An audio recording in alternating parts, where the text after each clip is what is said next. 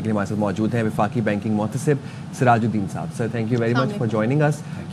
Sir आप ये आपसे सवाल सबसे पहले ये कि क्या शिकायत मौसूल आपको, कैसे निशानदही की गई, कैसे पॉइंट आउट किया गया इस चीज़ से कि लोगों के अकाउंट से करोड़ों रुपए मुंतकिल किए जा रहे हैं या गायब किए जा रहे हैं? देखिए, सबसे पहले तो मेरा ख्याल में ये क्लैरिफाई ज़रूर करूँ कि बग़ैर कस्टमर के कुछ किए हुए ट्रांजैक्शन नहीं हो सकती है. राइट.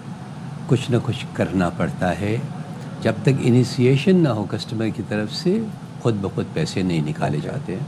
मैं इसकी तरह थोड़ी सी तफसील बता दूँ आपको. तकरीबन 27,000 केसेस हमारे पास 224 में रिपोर्ट हुए, जिसमें ज़्यादातर ATM से रिलेटेड थे, इंटरबैंक फ़ंड ट्रांसफ़र से रिलेटेड थे. और ये वो सारे कस्टमर्स हैं जो विक्टिम बने कॉल्स के. ओके. जब आप किसी कॉलर की रिक्वेस्ट पे आप इंफॉर्मेशन अपनी शेयर करते हैं या बता देते हैं तफसीलात, तो फिर उसको एक्सेस मिल जाता है फ्रॉड करने का. और ये शुबह जो ज़ाहिर किया, जैसे कि अभी आपने बताया कि बैंक के मेन फ्रेम्स में इंटरफियर करते हैं, इसकी पॉसिबिलिटी बहुत कम है. बहुत स्ट्रॉन्ग कंट्रोल्स होते हैं. देखिए, जब ट्रिगर कस्टमर की तरफ से होता है. There is someone I know जिन्होंने मुझे बताया कि उनके अकाउंट से 15,000 रुपए कट गए, लेकिन जब मैंने पूछा कि भाई आपने कोई ट्रांजैक्शन की, ऑनलाइन परचेजिंग की, तो that person was like no. तो ये केसेस भी रिपोर्ट हुए हैं क्या, खासतौर पे ऑनलाइन केसेस जब आप जाके परचेजिंग सही कह रही हैं, ज़्यादातर इलेक्ट्रॉनिक फ्रॉड्स रिपोर्ट होते हैं. उसके अलावा नॉन इलेक्ट्रॉनिक फ्रॉड्स तो बहुत मिनिमल हैं. लेकिन जो इलेक्ट्रॉनिक फ्रॉड्स हैं उसमें देखिए होता ये है, बैंक्स मुसलसल कस्टमर्स को ये बता रहे होते हैं कि देखिए आपके पास कोई कॉल आए तो अपनी तफसीलात ना बताइएगा. खुसूसन एक चीज़ कहलाती है OTP या वन टाइम पासवर्ड. एक 4 डिजिट का या 6 डिजिट का एक नंबर आता है जो फ्रॉडस्टर फ़ौरन कॉल पे पूछता है कि ये क्या है. जैसे ही आप उस नंबर को टाइप करते हैं अपने सेल के ऊपर, फ़ौरन अकाउंट ट्रिगर हो जाते हैं. ट्रांजैक्शन न्यूक्लियर स्पीड से होती हैं, ठीक है, क्योंकि इलेक्ट्रॉनिक हो रहा है सब कुछ, तो पैसे निकल जाते हैं. ये तस्वुर गलत है कि कुछ किए बगैर कस्टमर की तरफ से ट्रांजैक्शन हो सकती है. कि बैंक के मेन फ्रेम्स की साइबर सिक्योरिटी सिचुएशन ख़राब नहीं है, बहुत अच्छी है, लेकिन उसमें हम दाखिला दे देते हैं अपनी मैं कहूँगा नासमझी से. ज़्यादातर लोग मासूम होते हैं. देखिए होता क्या है, इस सेल के ऊपर एक कॉल आती है, क्योंकि 99% लोग अल्हम्दुलिल्लाह हमारे मुल्क में शरीफ हैं, वो कॉल को रिसीव कर लेते हैं. जैसे ही कॉल रिसीव किया नहीं कर, अगर रजिस्टर्ड नहीं है तो न रिसीव कीजिए. दूसरे जो रजिस्टर्ड नंबर है, जैसे आपने भी किया होगा, मैंने भी किया हुआ है, अपने बैंक का कॉल सेंटर का मैंने नाम रजिस्टर किया हुआ है. अब उसमें पता नहीं चलता है, जब इनवर्ड कॉल आती है मेरे पास तो लिखा हुआ आता है बैंक का नाम, और मैं समझता हूँ कि बैंक ही मुझे कॉल कर रहा है. लेकिन जब मैं उसे गौर से देखता हूँ तब पता चलता है कि ये नंबर वो नहीं है. नंबर में एक प्लस ऐड हुआ हुआ है या 00 ऐड हुए हुए हैं. या तो वो लैंडलाइन नंबर है या फिर मोबाइल नंबर. जी, कहीं से वो कॉल कर रहा है, या सेल से कॉल कर रहा है या लैंडलाइन से कॉल कर रहा है. कोल्ड कॉल कहते हैं. जी बिल्कुल बिल्कुल. अब उसको देखकर आप समझते हैं बैंक कॉल कर रहा है, तो आप सारी तफसीलात बयान करने लगते हैं. अच्छा, उसके पास लिमिटेड इन्फॉर्मेशन होती है. CNIC आपको पता है हर जगह हम सबमिट करते हैं, तो आसान है उसका पता करना. वो वालदा का नाम पूछ लेता है और इस तरीके से पूछता है. 2 तरीक़ेकार होते हैं फ्रॉडस्टर के. या तो बहुत तहम्मुल से बात करेंगे आपसे, आपको यकीन आ जाएगा कि बैंक से कॉल आ रही है, या फिर धमकी से बात करेगा. अच्छा, यूजुअली वो धमकी से उस वक्त बात करते हैं जब वो ये बताते हैं कि हम किसी इदारे से बात कर रहे हैं जो लॉ एनफोर्समेंट एजेंसी का इदारा है.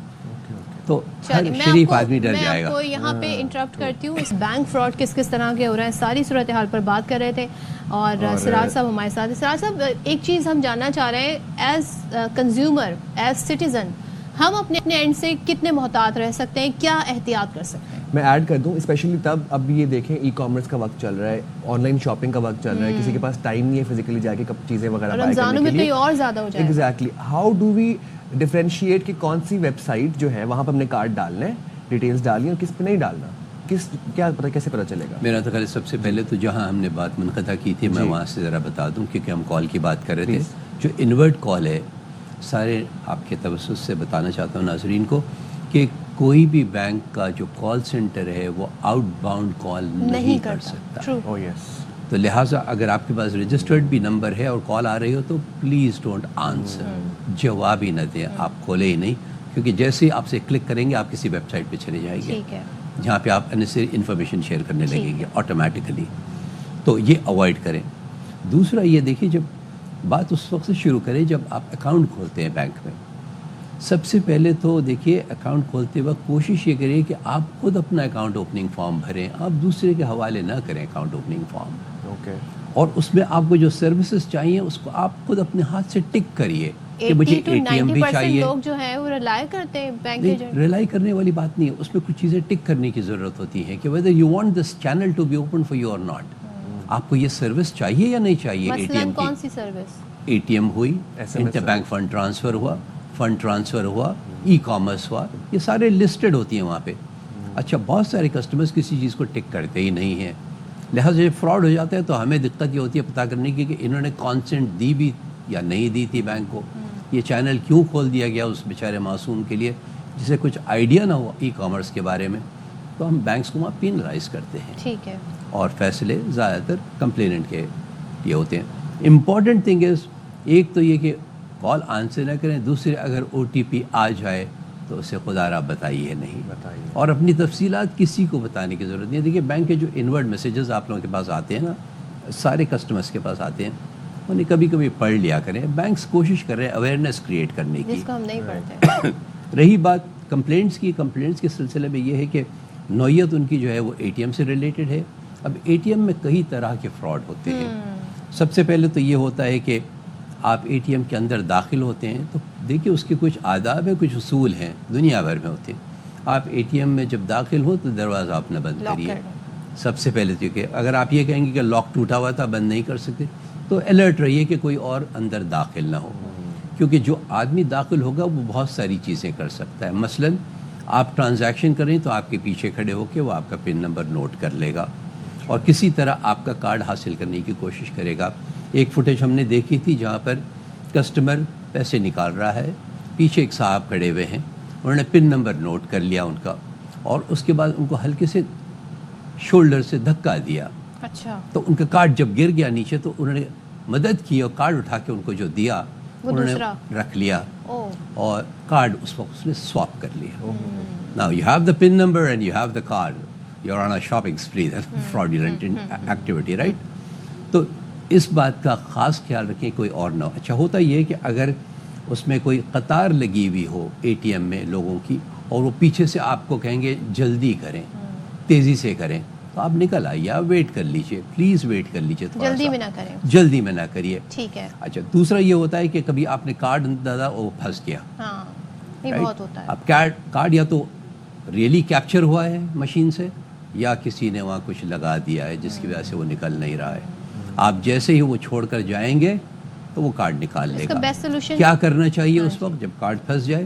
سامنے ٹیلی فون لگا ہوا ہے بینک کا، وہ ہاٹ لائن ہے، فوراً اس پر رنگ کر کے انفارم کریے کہ یہ ہوا.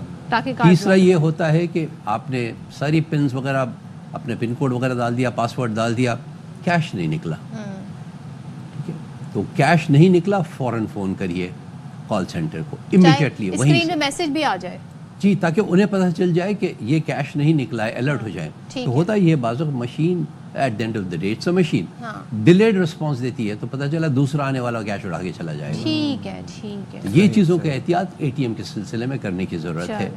بہت ضروری ہے کہ آپ اپنی انفارمیشن کو کنٹرول کریں اور اسے ایکسیس نہ دیں کسی کو. دوسرا اے ٹی ایم کے سلسلے میں جو بہت افسوس سے مجھے کہنا پڑتا ہے کہ کارڈ آپ کا ہے، آپ نے اپنے بھائی کو دے دیا، بیٹے کو دے دیا، ڈرائیور کو دے دیا کہ جاؤ پیسے نکال لاؤ، آپ نے او ٹی پی اس کو، آپ نے اپنا پاسورڈ شیئر کر لیا، پھر قصوروار کون ہوا؟ ہم. ایک واقعہ بتا دیتا ہوں. میں ایک ہیئرنگ کر رہا تھا ایک شہر میں، پاکستان کے نام نہیں لینا چاہوں گا. وہاں پہ ان صاحب کے کچھ 5-6 لاکھ روپے نکل گئے تھے. تو ہم نے ان کو جو فوٹیج دیکھی تو ہم پہچان گئے کہ کیا ہوا ہے. تو ہم نے ان سے پوچھا کہ آپ اپنے خاندان میں کسی کو کارڈ دیتے ہیں؟ تو انہوں نے کہا کہ نہیں. ہم نے کہا تو میں نے سوچا کہ میں انہیں ایمبیرس نہ کروں تو میں نے انہیں روسٹرم کے قریب بلایا اور میں نے اپنا لیپ ٹاپ ان کو دکھایا، فوٹیج دکھائی. صاحبزادے تھے، آنکھوں میں آنسو آ گئے. بہت افسوس ہوا مجھے اس بیچارے شخص پہ کہ تو لہٰذا دیکھیے کارڈ آپ کو دیا گیا ہے, آپ استعمال کریں, ہاں جی. کسی کے حوالے نہ کسی کے حوالے نہ کریں, اور جو آپ کا OTP ہے وہ صرف آپ کے استعمال کے لیے ہے, وہ آپ نے کسی کو بتانا بھی نہیں ہے. تھینک یو سو مچ سراج صاحب, آپ نے بڑی ویلیوبل انفارمیشن ہمارے ساتھ شیئر کی ہے, اور بھائی محتاط آپ نے رہنا ہے, خیال رکھنا ہے. بات پھر وہ یہ کہ access and details it's very important. اپنا OTP کسی کو نہ بتائیے, اپنا کارڈ دے کے کسی کو نہ بھیجیے, ان چیزوں پہ تھوڑا ذرا دھیان کریں, دس از ویری کنسرننگ. اور بعد میں پھر جب اس طرح کے جو چیزیں ہیں, جو مسائل ہیں وہ منظر عام پر آتے ہیں تو پھر تکلیف ہوتی ہے, دکھ ہوتا ہے. جیسے ابھی سر بھی بتا رہے تھے ہمیں کہ وہ ان کے صاحب زیادہ تھے جنہوں نے کارڈ کا غلط استعمال کیا. اور اب تو بینک نے بھی بہت سیکیورٹی چیکس رکھ لیے ہیں, تو کوشش کیا کریں جی بینک انفارمیشن کسی سے بھی شیئر نہ کرو, اپنا کارڈ بھی ہر کسی کو نہ دیں تو یہ بہتر ہے.